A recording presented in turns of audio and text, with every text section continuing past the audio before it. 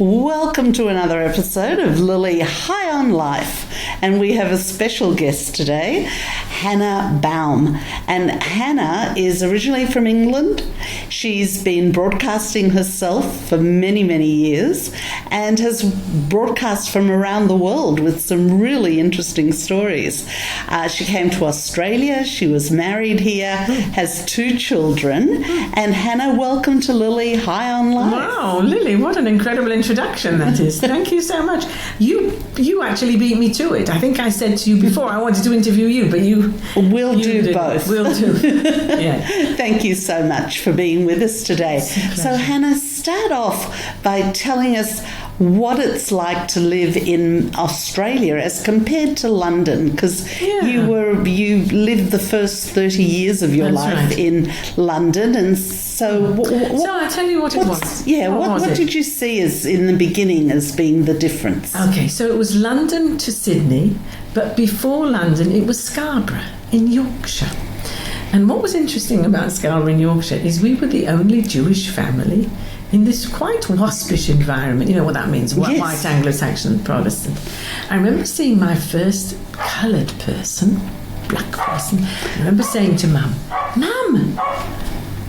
that person's black. I mean, saying this, not in a racist way, because I've never seen anybody, so you can understand that. So here we were, a family, Baghdadi Jews. My mum was born in Manchester, and everybody else on the family tree, which does go back to about 1757, were all from Baghdad, and most of them were first cousins. Huh. Yeah. So very royal family we were. Which are dark-skinned, yes, but just not black. Oh, no, not so. Yeah, olive skin, you like to say. Anyway, so for the first 18 years, I lived in this Scarborough, and I must say my religious identity was a little bit different to what it was when I was in London, and definitely to what it was in Sydney. So it was like a transitions. So you're asking me, what was the difference between living in Australia and living in England?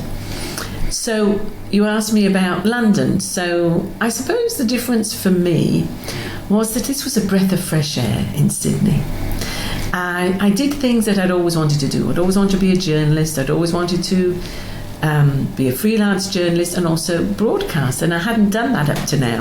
And so those things I did. So Australia gave you opportunities. Yes, that I didn't have in London.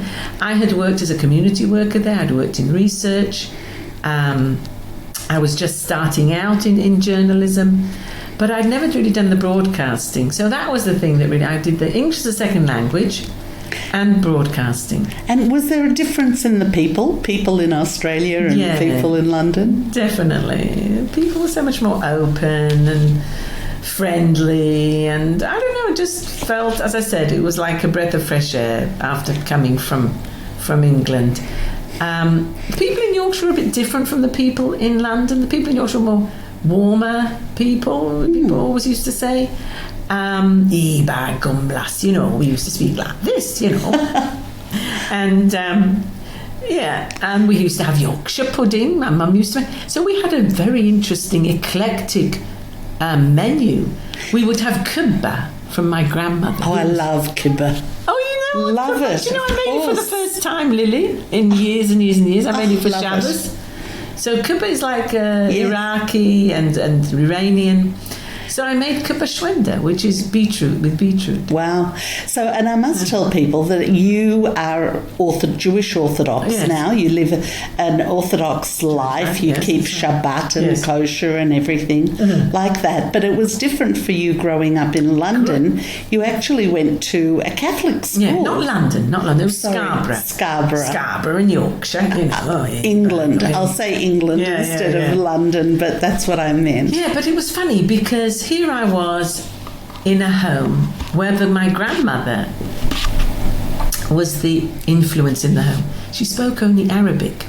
I was her English teacher, and we used to have this English by radio. I always remember this. We had a wireless, big wireless, and the English by radio, and I was her teacher. So I started off teaching English as a second language to my grandmother at about the age of 8 or something, and I loved it. And then I started to learn a bit of Arabic, and that was good because then I could understand a few things that my parents were saying. And my grandmother was such an enormous influence on our lives. She was religious, and we didn't realise how religious she was. She even wore a scarf, she davened, she even, I think, if I'm not mistaken, she even had a kavod, and, she washed everything, But your parents weren't like that. Well, my father was until he came to England, and that was a little bit of a, shedding of whatever. And my mum was brought up in a traditional home. But as far as I understood, my grandmother I was told by my cousin in Tel Aviv, she was the religious one. She was the most religious one of the family.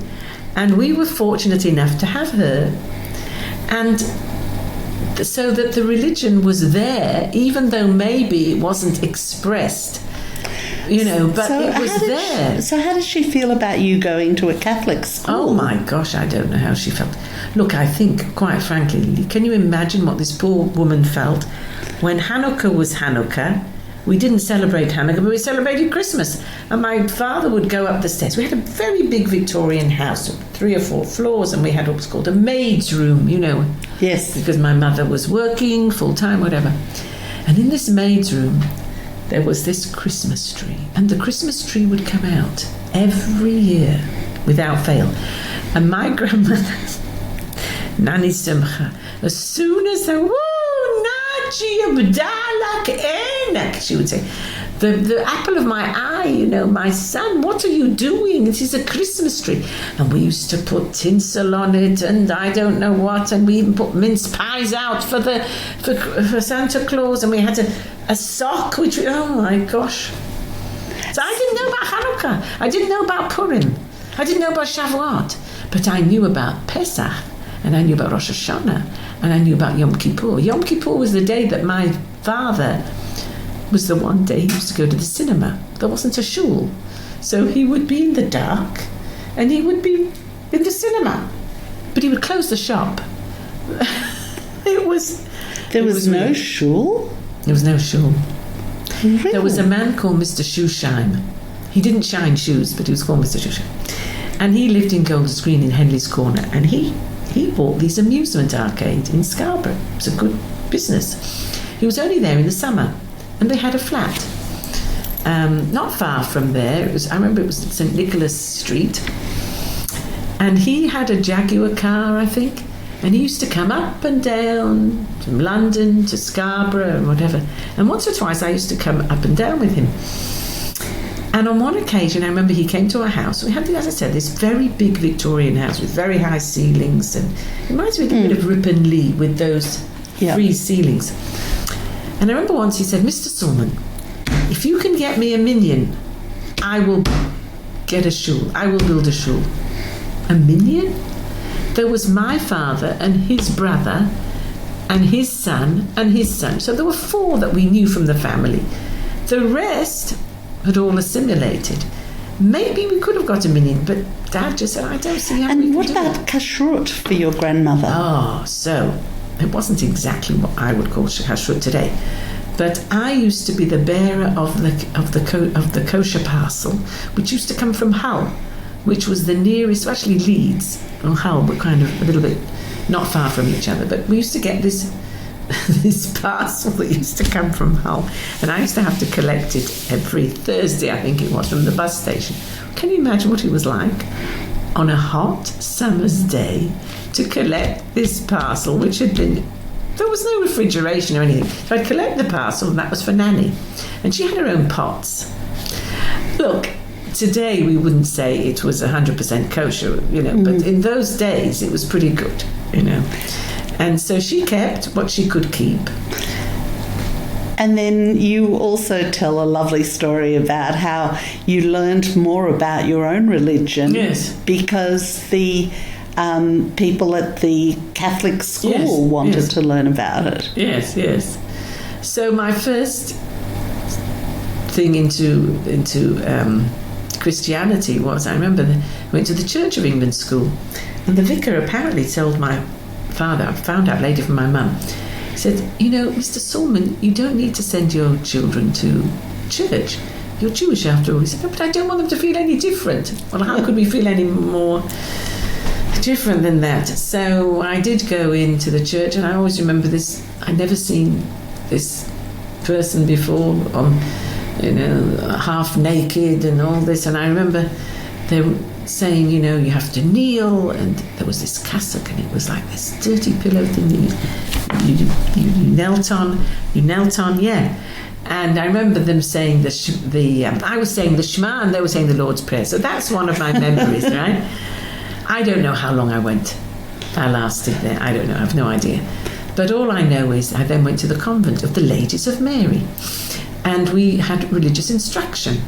And there was a Sister Koska who realised that I needed to know something about my identity, my Jewish identity. So I remember once she said to me, would you be able to tell us about your traditions? I know you have Passover, and that's very important to us because that's our Lord, whatever, the Seder, whatever. So, okay. I said, I'll tell you what I know, but I don't know very much. Okay, she said, so go home, speak to your family, bring back what you need to, and then come. So I did all that 2 or 3 times. And then I went to my father and said, Dad, you've got to teach me. I've got to find out. So he taught me Hebrew. And then he said, maybe I should find you a teacher. I said, yeah. So we had someone who had taught my cousin for his bar mitzvah. It was called Mr. Norton Wayne.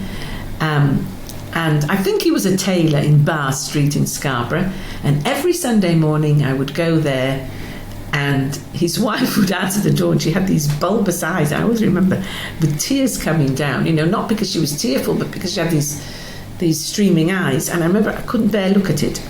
Anyway, for 2 hours on a Sunday, we did Hebrew grammar. I must say my Hebrew, you wouldn't have thought that I had today. So, Hanna, living the life that you live today in Orthodoxy and looking back to where you came from, how do you feel about that? What do you feel was, because everything happens for a reason or a purpose or something, and you had this Orthodox grandmother, so you could very well have had that orthodoxy, but you didn't. You got to teach some Catholics about Judaism. I mean, that's an interesting childhood. Yeah. And now you ended up religious. I ended up religious, isn't that interesting? So she was our rock. Nani Simcha was so strong in her emunah, in her Yiddishkeit. Now, we didn't understand her because she spoke Arabic and her English was so limited, but we did do some English by radio, so we understood a bit, but the nuances of life and everything. But somehow, by osmosis, she transmitted a love of Israel and Judaism. Yes. Somehow you don't need to. I remember reading something just now about a translation, and he said, no, you don't need to translate at all. It was a Yiddish thing. You don't need to translate. I understand because you're saying it from the heart. Yes. You don't need. So it was like that. And her love of Israel. She used to be the number 1 JNF contributor of the north of England. And because what she used to do, before anybody would come, she would put out the JNF box and she'd say, she wouldn't say nu because she was not Yiddish, but she'd say, come on, let's see the colour of your money, right? So they would put out a fundraiser. Oh, she then put out, no, not enough. More, come on, and she'd put the notes. She'd fold them and put them in the JNF box. So that love of Israel was always there. And now you have a home that you know that she would be very proud of and that she would love. And you've got 2 children of your own now. Did they continue, are they Orthodox? They follow an Orthodox lifestyle? No, my son is less. I mean, but they've lived an Orthodox lifestyle. What can we take? I must tell you, Lily, when you're a Baal Tshuva, as I am, it's much harder in some ways than being from birth. Because the children say, but Mummy, you weren't from. You didn't keep kosher. You didn't keep Shabbos. So Everybody has to go their own path. Exactly. And the fact that your kids can reflect and make their own choices is a good thing. But they've had an Orthodox Jewish education. They went to Liebli Avner College. They went to Israel for a year. And chose not to be. And yet you had a Catholic education, but chose to be. I'm not saying that they chose not to be. They are. They're Jewish in their own way. One is more frum than the other. My daughter is very frum.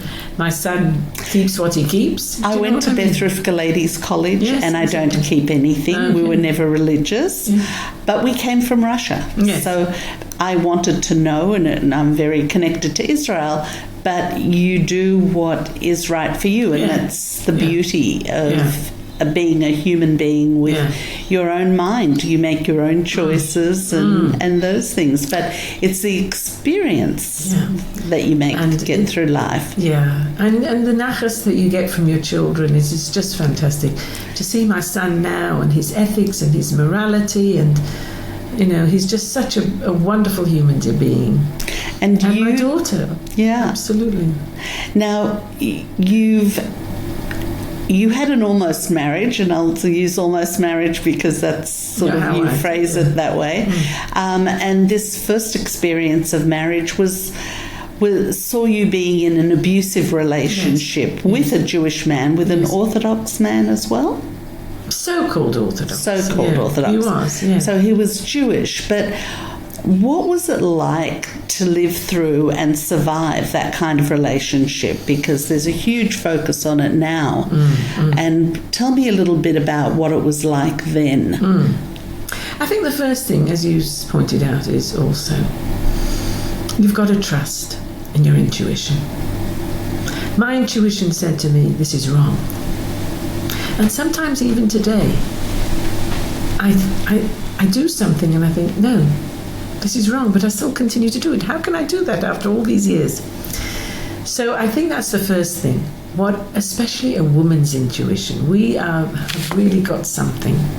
We have more wisdom. We have whatever. So you ended up marrying this fellow anyway. Despite the fact. For a good reason, because you wanted to stay in Australia, you didn't want to go back. So you had other reasons for not listening to your intuition. I did, but what I'm saying was there was the pull. Yes. I had a rabbinical pull that was really the right one, Rabbi Apple, and then I had this other pull that was from my sister and from her mentor. Right. And somehow they built this thing up, this was good and whatever. But my first reaction was, anybody but him. How could you say that to somebody? Anybody but him, then just go against it. So what was it like living with it? Well, it was like being in fear every moment, not knowing what was going to happen. I mean, it could be that the whole house could be destroyed in a moment, that the drawers and things could be taken out, that the typewriter could go through the window. Anything could happen, and I was in fear of my life, and I was escaping. Had you heard about abusive relationships before? Did you know anybody that had lived through it? I read a book, because I studied sociology and psychology, so I knew really. There was this book called Don't Scream Too Loudly or the Neighbours Will Hear, by Erin Pizzey, who set up the women's refuge movement in England. And I never forget this book. It had such a pull on me, and I was reading it and thinking, oh my gosh. And it was about everybody. It can happen to anybody at any time. It's not just all the people that you think it is. It's the most middle class people. It's doctors. It's everybody. And that had a big, big influence on me. So I knew that it could happen. Now, did I know people at the time? Yes. I had a friend who'd been through an abusive relationship, but honestly don't think as bad as what I went through. And it was 3 years that you stayed in it. What was what kept you there, do you think? Well, I left 3 times. The third time I was lucky, right? He tried to kill you. He tried to kill me 3 or 5 times, actually. Once on a precipice. We came from a well, this was ridiculous. I was doing mashgiach work with him, and something would happen and he would get people irate. That don't know what mashgiach work is. Sorry about that. Yeah, supervising kashrut. Yeah. And I used to do it at the Hilton Hotel in various places, Walper Hospital, and this one was at a camp. And I don't know what happened, but I remember him taking me to this cliff, and I thought he was going to push me down. I thought he was going to throw me down this cliff, it was... And something with a knife or something, I've got these vague ideas. And he tried to strangle me once. But you still went home with him. I still went home. And he said to me, let me take you to a hospital. Please let me take you to a hospital. Crazy. Yeah. Just so crazy. That's why awareness is so big now and so important. And and getting in touch with an organisation that helps women like that. 1800 Respect. They're incredible. And as soon as you ring them, they listen to you, they hear your story, and then they make sure that they put you in touch with the safe steps as well, and 1-800 Respect.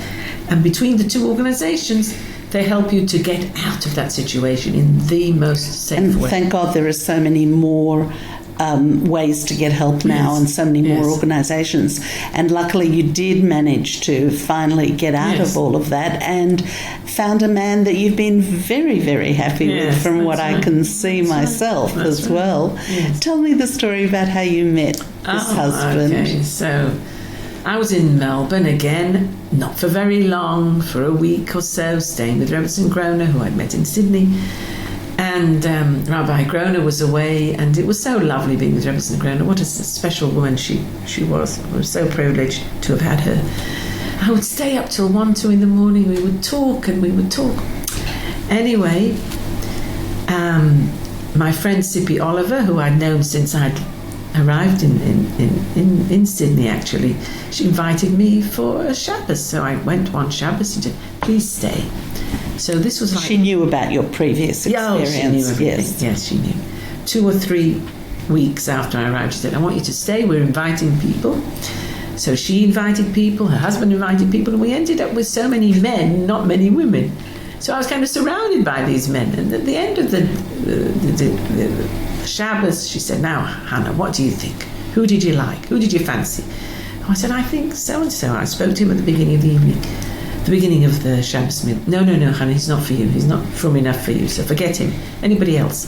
Just, there was a guy opposite me. And we were talking, and his eyes just kind of was so piercing. And we were talking about politics, we were talking about his intellectual things. He just absolutely captivated me. So, she said, Shirmi, because they knew his name. It was actually Shatach, but in English it was Shirmi. She said, Kasriel Shirmi, why didn't we think of him? He was at school with you, and he was at Yeshiva Gedora with you. So anyway, I think he rang, and we went out. Well, the first time we went out, Lily, you wouldn't believe this. I wasn't feeling very well. Somehow, something told me, sorry about that. That's all right. Somehow, something told me, I'm not going to delay this. So I remember going to the Rubenfelds, Rabbi Rubenfeld and Miriam for Shabbos. And I spoke to them about it. I don't know, I came up with the idea, well, let's see, we'll go. I'll go out with him. So Minna Gordon went to I was staying with Minna Gordon and Rabbi Gordon.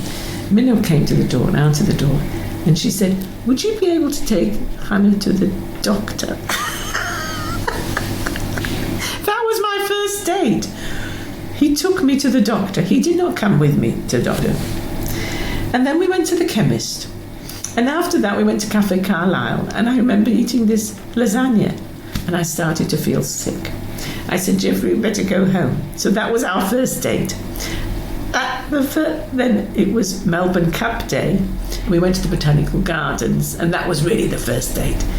And it was so funny because he had the Age newspaper. And at the time, I was doing work with the Age. Some work actually on this very subject of domestic violence. And I remember ringing him up and saying, would I be able to borrow your Age? So funny. So you knew you liked him, and you were sort of mutually flirting. Yeah, it was really something. And it was not long, I remember. But being able to get into a new relationship like that after what you had experienced to start with was really an important thing for you. Yes. I think what helped was that there was a period of a gap between my get and my civil divorce. And that was a period of almost a year, about 9 months. And that's when all the wonderful things happened. My year that made me, you know how they do the year that professionally. was 1987. It was 1987 when I interviewed Bob Hawke, the Prime Minister, on Israel. Totally off my own bat. I wanted to understand why would he be so pro-Israel and come as an agnostic.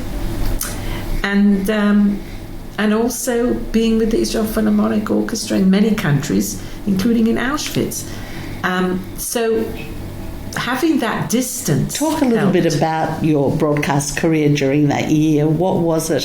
What were the things that happened during that year that got you into these wonderful interviews? No, I was very, very fortunate. Well, I did my first broadcast was for a Jewish radio station, because I went to Radio National. And in those days, you could just walk in. You know, it's very different from what's today. And I remember seeing that it was the history unit, and I saw this guy called Stephen Rapley, and I asked him, how do I get into it? What do I do? So he said, well, start off with a student radio station. So it so happened that the Israel Philharmonic Orchestra were playing at the Opera House. So I just waltzed into the Opera House. Now, Shabbos is coming out late, and it's the summer. So I just arrive at the stage door, and I say, I want to interview Zubin Mehta. This is me, you know? Yes. Well, there was a guy there who was one of the management team of 3, who's called Yaakov Mishori. And I told him what I wanted to do, and he said, well, maybe we can arrange something. Well, it took a while, but I actually did it. So I interviewed him, and I had this little Sony recorder, and it was strapped with some elastoplast. Anyway, I interviewed him, and I think it was in the hotel room, in the hotel where they were. I did this interview, and then I took it back. Oh my gosh, it hasn't come out. So I went back. So your fix-it didn't work, and the recorder didn't work. It was ridiculous. I still had it, and I didn't get anything new. And the guy who brought him out to Australia was called Israel Blankfield. Many people knew him very well.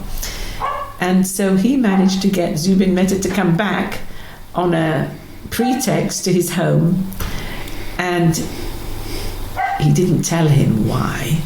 And then afterwards he didn't. So he started off the interview, am I angry with you? And that's how we started the interview. Anyway, look, as a result of that interview, I got it on the radio program, the Jewish radio program.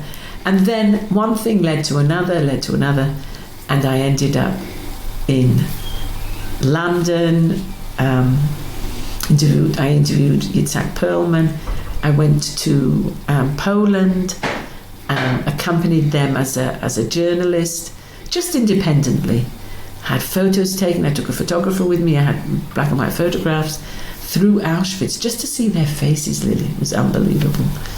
And Zubin had this idea, he wanted to play the Hatikva there, which sounded an interesting idea, but there were 2 people from the Holocaust, and they were just couldn't even think about it. Wow.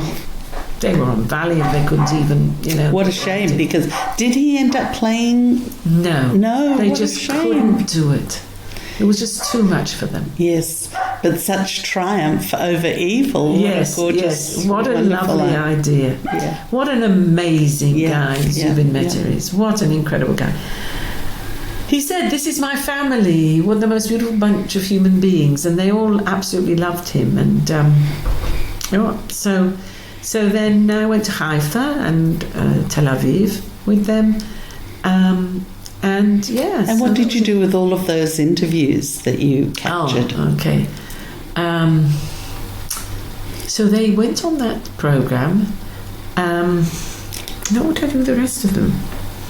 Did they go on to Radio National? Were they broadcast? Did you create a series? Or? They were broadcast. I'm just wondering if they went on to Radio National. They were my first ones on Radio National.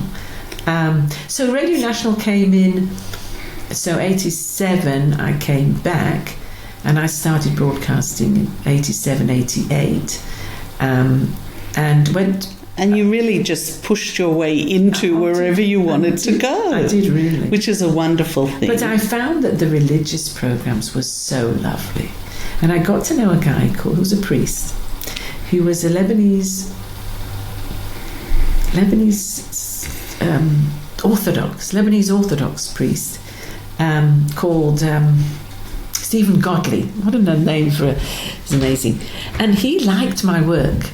So every fortnight I had an interview interspersed with music, and I had a typewriter in those days, and I wrote on ABC, it was quite funny. And that's how I started. So I think I started off with those. And then I got people from the community who were artists, who were chazan, different, mostly Orthodox, but not all, and rabbis and everything. And that's how I started. So I started in Sydney, came to Melbourne, and continued in Melbourne. And then Bob Hawke. Oh, Bob Hawke. That was also 87. Did you go into politics, or it was just Bob Hawke was an opportunity? I was involved in the Labour movement for many years, and I still am.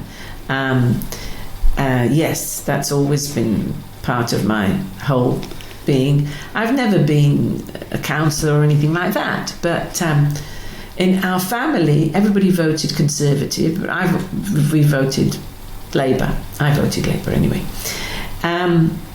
Yes, so politics, was part. And you were doing all of these wonderful interviews and broadcasts, and you were happy with that part of your life. You were well into your 30s, because you were 31, I think, when you got here.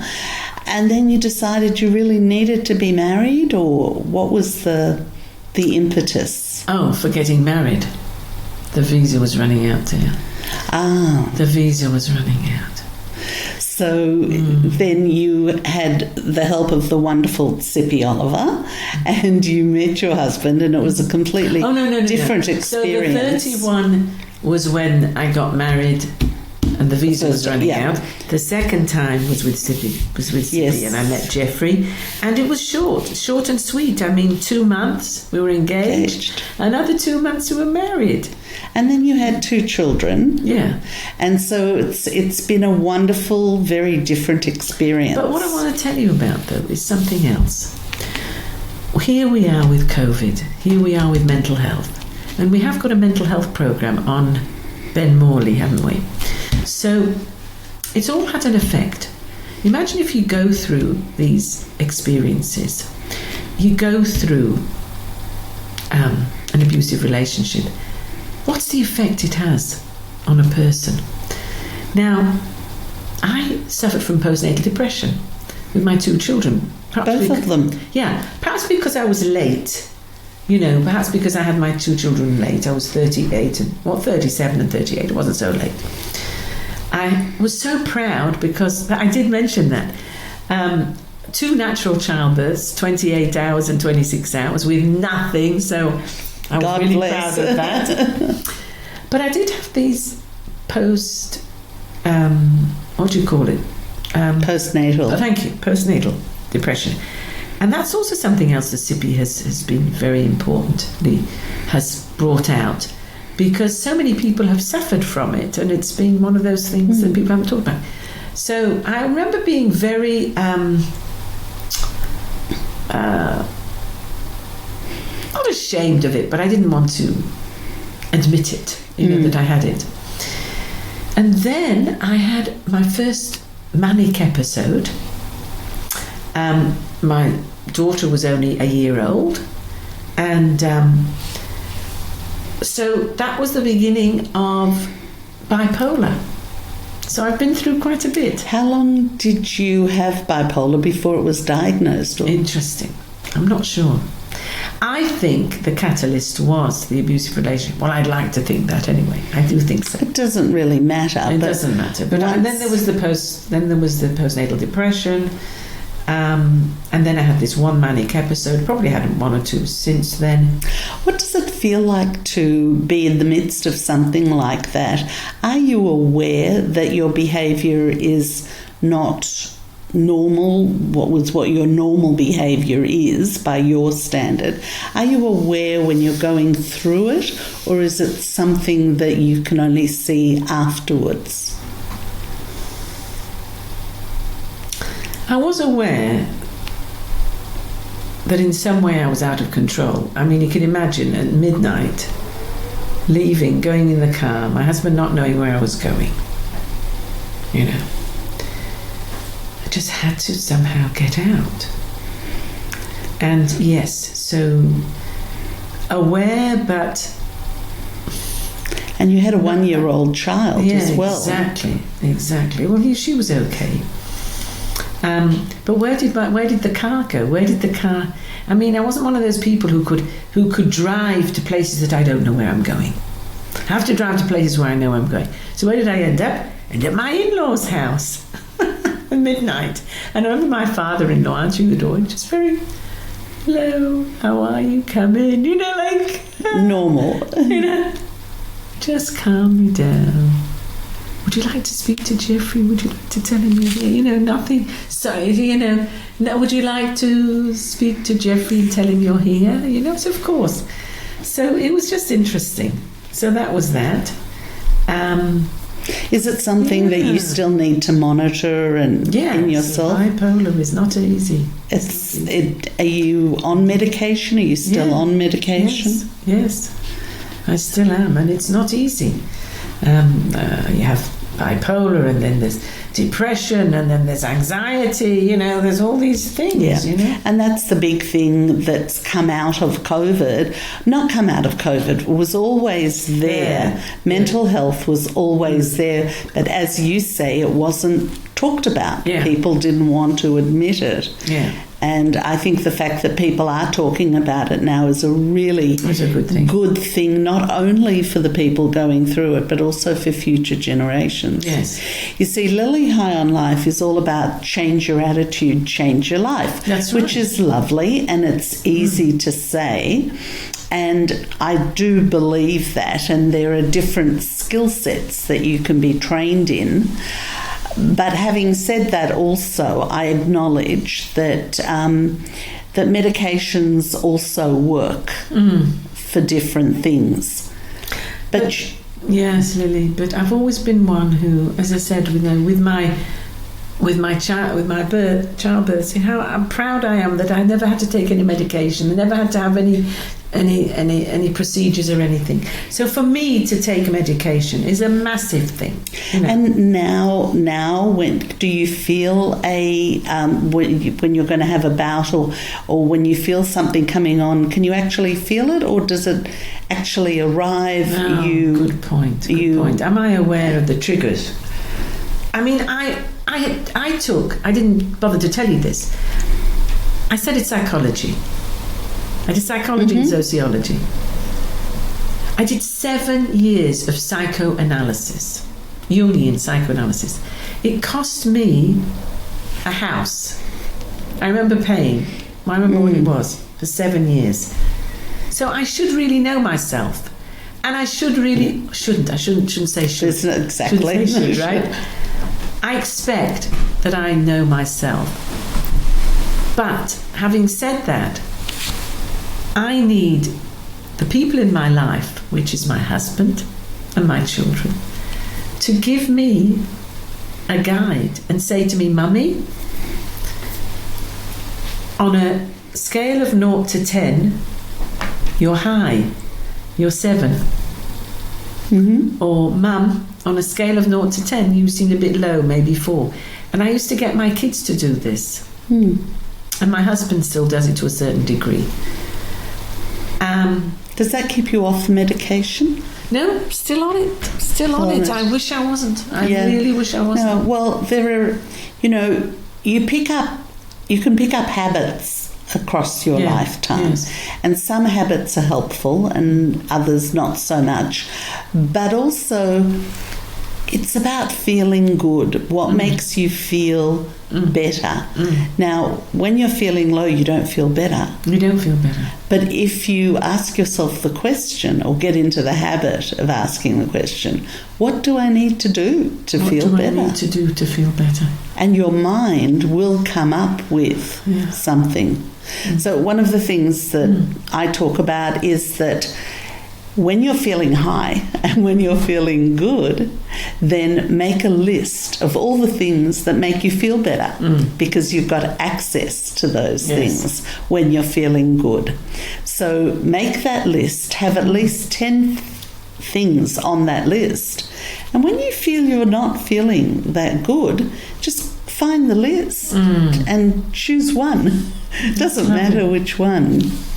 You're so right. It's behaving yourself into a place, because the most important thing is you feeling good. And that's different for everybody. That's why people take drugs. They just want to feel better.